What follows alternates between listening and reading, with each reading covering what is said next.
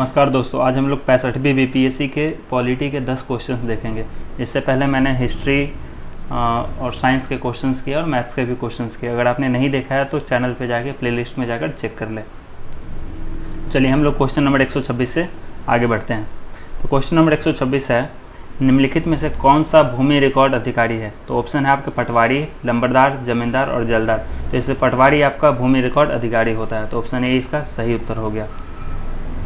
फिर अगला क्वेश्चन है, निम्नलिखित विशेषताओं में से केंद्रीय शासन व्यवस्था के लिए कौन सी सही नहीं है?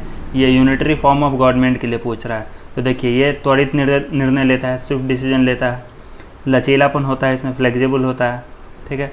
उसके बाद बड़े देशों के लिए आदर्श, ये बड़े देशों के लिए आदर्श नहीं होता है, तो ऑप्शन सी नहीं होगा। फिर कानून की एकरूपता, यूनिफॉर्मिटी ऑफ लॉज, तो ये भी होता है, ठीक है। तो इस पर कौन सा नहीं है पूछ रहा है, तो ऑप्शन सी इसका सही उत्तर हो जाएगा। समुदाय विकास कार्यक्रम का उद्देश्य क्या है? देखिए, समुदाय विकास कार्यक्रम ये 1952 में शुरू किया गया था इंडिया में, ठीक है। और इसका उद्देश्य अगर हम लोग देखें तो शैक्षणिक सुविधाएं सुलभ कराना, ये भी इसका उद्देश्य था। जीवन स्तर को बेहतर बनाना, ये उद्देश्य भी था। और योजना बनाने में गाँव की सहायता करना, डी, ये भी उद्देश्य था। तो ऑप्शन ए, बी और डी तीनों इसका उद्देश्य था।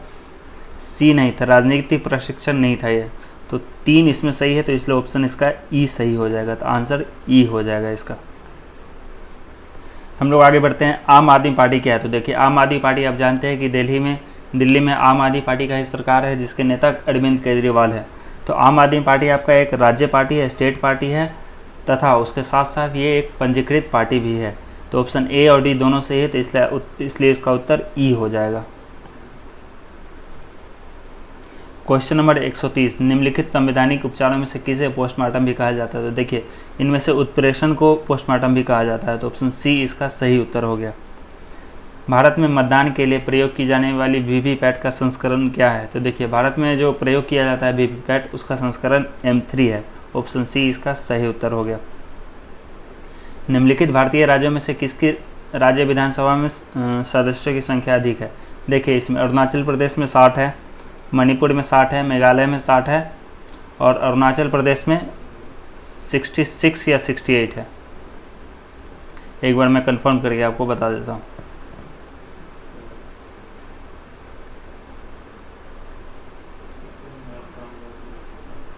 अरुणाचल प्रदेश में आपका 68 है, ठीक है। तो ऑप्शन बी इसका सही उत्तर हो गया।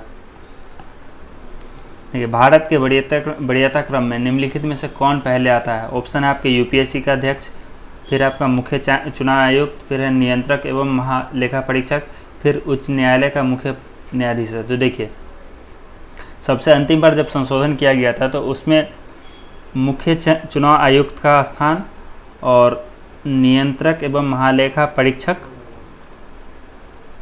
और जो यूपीएससी का अध्यक्ष है, ठीक है, तो इसका क्या था? 9वां स्थान था। इन तीनों का 9वां स्थान था।